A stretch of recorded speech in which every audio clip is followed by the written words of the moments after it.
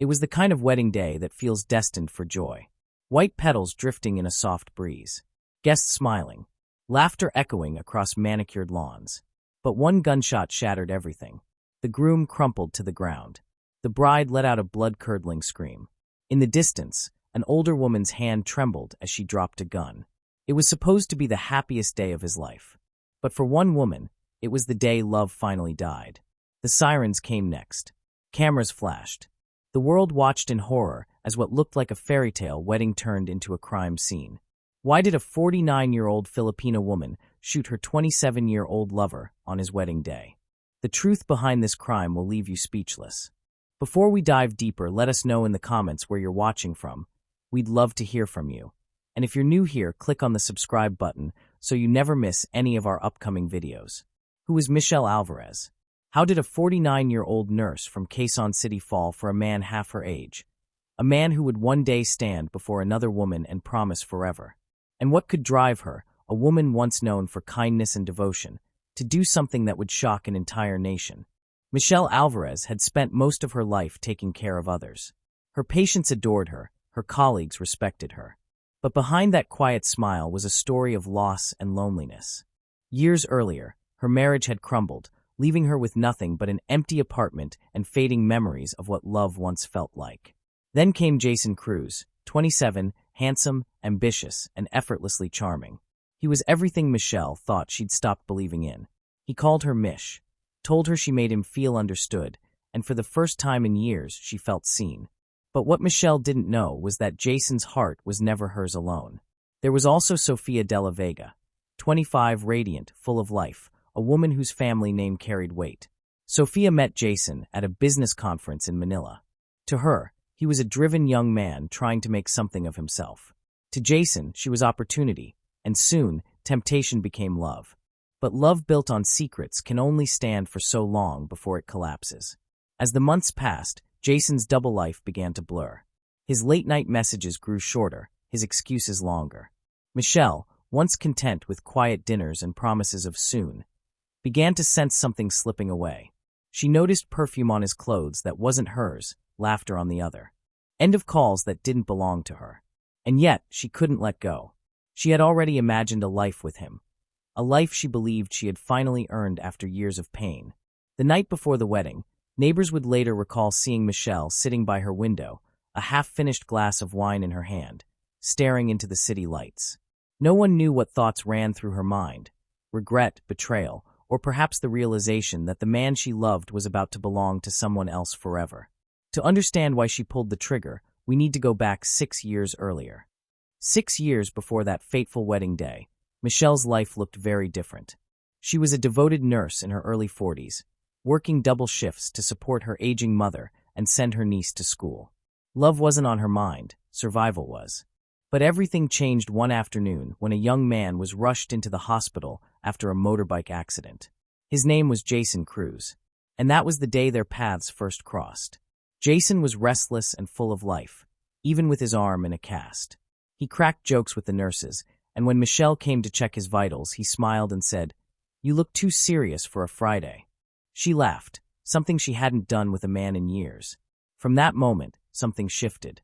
Jason visited the hospital often after his discharge, sometimes for checkups, sometimes just to see her. His mother, a kind woman struggling with health issues, adored Michelle. She told her son more than once, "That nurse is an angel." Maybe that's where it started, gratitude that slowly blurred into affection. Michelle tried to resist. She told herself he was too young, that people would talk, that it wasn't right. But Jason had a way of making her feel seen in a world that had long ignored her. He listened to her stories, brought her coffee during late shifts, even waited outside the hospital just to walk her home. They began seeing each other secretly. Simple dinners, walks in the park, nights spent talking about dreams and regrets. Jason called her his blessing, his lucky charm. For the first time, Michelle felt like she mattered again. She helped him pay for his courses, encouraged his business plans, and even loaned him money when things got tight. She didn't care. To her, he was worth everything. But slowly, the dynamic began to change. Jason became busier, distant. Calls went unanswered. He started making excuses, canceling plans. Michelle brushed off the red flags. She told herself he was just stressed, that young men sometimes drift but always come back. She clung to hope, because the alternative, losing him, was too painful to imagine. Her friends noticed. One coworker said she seemed distracted, her once bright smile fading into quiet worry. She stopped going out, spent evenings waiting by the phone. When Jason did show up, he was affectionate but detached, always checking his messages, always rushing to leave. Still, Michelle held on. She remembered his early promises, the way he once told her, "One day, I'll make you proud to be mine." She believed him, because she needed to. But what Michelle didn't know was that Jason's world already had someone else in it. It began with a text message. Michelle had borrowed Jason's phone one evening while they were having dinner. It vibrated, and a message popped up on the screen. "Can't wait to see you, my love. Forever yours, Sophia 2 Hearts." Her heart froze. The words blurred as tears filled her eyes. She looked at him, his face pale, his excuses clumsy. He claimed it was nothing, just a friend, a misunderstanding. But Michelle knew better. The tone, the intimacy, the name, Sofia de la Vega. She confronted him. He swore it was over. He promised he'd cut things off. He even cried, begged her to trust him again. And for a while she did. She wanted to believe that their love could survive one mistake. But the seed of doubt had already been planted, and it began to grow like a thorn in her mind. She started checking his phone when he slept, following his social media, watching for clues. She became obsessed, not out of anger, but out of fear. Fear of losing the only person who had made her feel alive in years. Friends noticed the change. She grew anxious, distracted, sleepless. Her co-workers said she often forgot her rounds or stared blankly at her reflection in the hospital bathroom mirror. "You okay, Mish?" they'd ask. She'd just nod. But she wasn't okay. Not anymore. Then, one morning, everything shattered completely. She opened her door and saw an envelope on the floor. Her name written in cursive. She opened it slowly, her hands trembling. Inside was an invitation, embossed, elegant, gold-lettered. "Jason Cruz and Sofia de la Vega invite you to their wedding." Her knees gave way. She sat on the floor, clutching the invitation, unable to breathe. The man she had sacrificed her heart, her time, her money for, was marrying someone else. She called him that night, but he didn't answer. She sent messages. No reply. Days passed. Silence. Until finally, she saw a post on social media. A photo of Jason and Sofia together, smiling under fairy lights, tagged #ForeverStartsNow. Michelle stared at the screen until her vision blurred. That's when something inside her changed. In the following days, she stopped eating. She stopped going to work. Neighbors said they saw her pacing her apartment at night, talking to herself, replaying messages on her phone. Then one afternoon, she walked into a small store and bought a gun. She told herself it was for protection. Manila wasn't safe at night.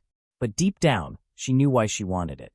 When she found out where the wedding would take place, the same chapel where Jason had once promised her, "One day I'll marry you here," something in her finally broke. No one knew she would attend the wedding, and no one imagined what would happen next. The wedding had just begun. The string quartet played softly as guests whispered and smiled. Sofia, radiant in her lace gown, walked down the aisle, her eyes locked on Jason. He smiled nervously, perhaps thinking of how far he'd come.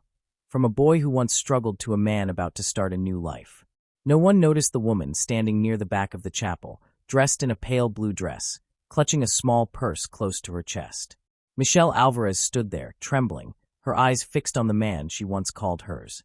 As the priest spoke, her mind drifted. Every word, forever, faithfulness, in sickness and in health, felt like a blade twisting in her chest. She wanted to leave. She almost did. But then Jason looked at Sofia and smiled. The same smile he once gave Michelle. And something inside her snapped. The next moments were chaos. A scream. A flash. Jason fell, clutching his chest. Guests panicked. Sofia dropped her bouquet. Michelle stood frozen, tears streaming down her face, the gun slipping from her trembling hands. "I didn't mean to," she cried out, her voice breaking. But the sound was lost in the hysteria that followed.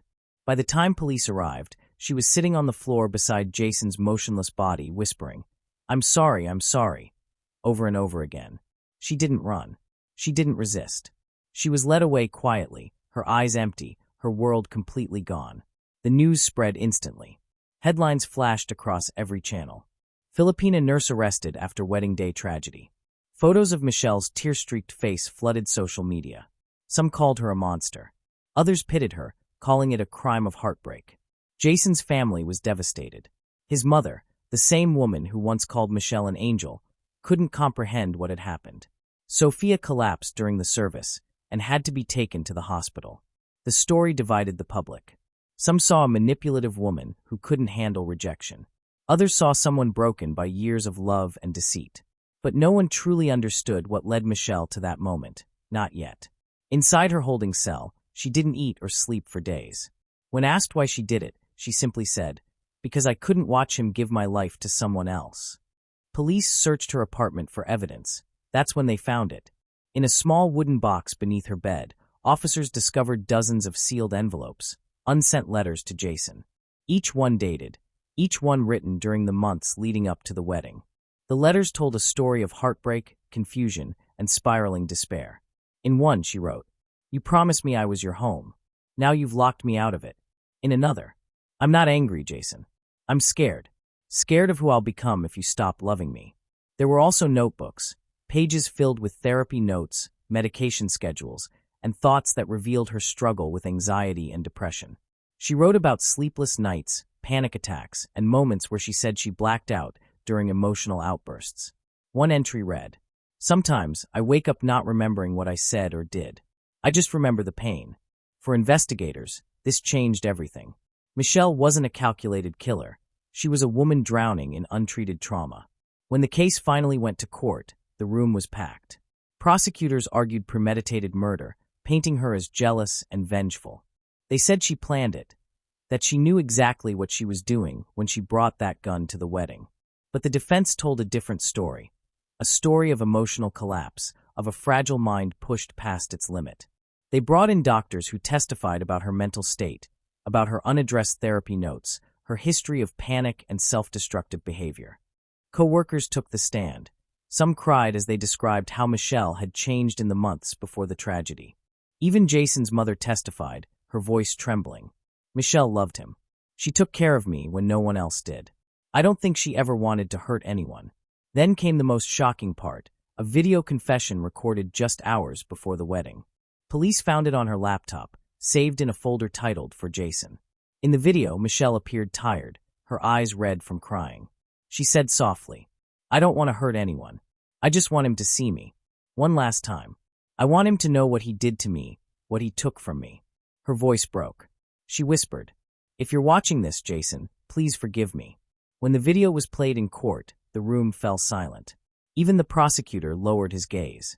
It was no longer a case of hatred. It was a portrait of a woman completely undone by love and loss. But what she said at sentencing would silence the entire courtroom. Michelle stood before the judge, wearing a pale prison uniform.